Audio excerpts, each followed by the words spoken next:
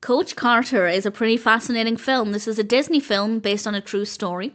It was released in 2005. It's directed by Thomas Carter, written by Mark Schwann and John Gatins, with a cast including Samuel L. Jackson, Rob Brown, Robert Ri'chard, and various others. And I wasn't aware of the true story. I haven't done that much reading around it, so I don't know how accurate a reflection this is of the true events, or indeed of the individual Ken Carter, and I'll talk more about this in a moment. But if anybody has any thoughts there, if you're aware of any differences, please feel free to share.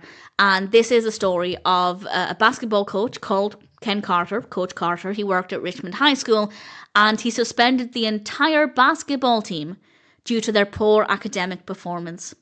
And it's about the aftermath and a lot of lessons along the way. And I'm not going to say what happens or what happens to the team, or indeed whether they play basketball, but I think it's a really important topic, and I can absolutely see why this would be controversial, because I thoroughly value academic performance more than sports. In my opinion, academic performance is more important than sports, if you have to pick one. If you can balance both, perfect, fantastic. But if you only have the time and energy for one, for me, your academic performance should always be prioritized. But at the same time, I can also acknowledge that for some people, for some students, sport is the only way they're going to get into college, or the only way they can fund college if they get scholarships. And I realise in the States as well, much more so than it is in the UK, it's a really big deal in college football, college sports. I don't know so much about college basketball. I assume that's as big as college football.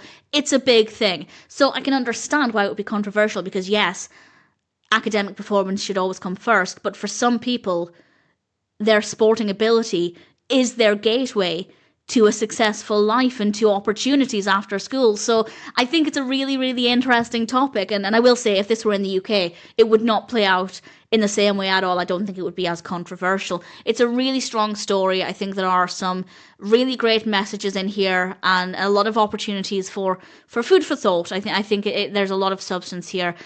As a story, in terms of the storytelling, it is a little slow in places.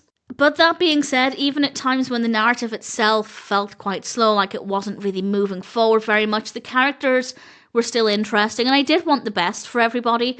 And I would say I was generally emotionally invested in this, and I was also really keen to see what would happen, as I had no idea what the outcome would be. As I said, I didn't really do any background reading beforehand. I just wanted to get the education about Coach Carter as a character from the film, and I found it to be a really interesting topic, a really great discussion topic. And if anybody has any thoughts in general about academics versus sports, I'd love to hear what you think. As I said, I can see the argument for both sides, in that for some people, their sporting abilities, their athletic abilities are going to propel them forward in life.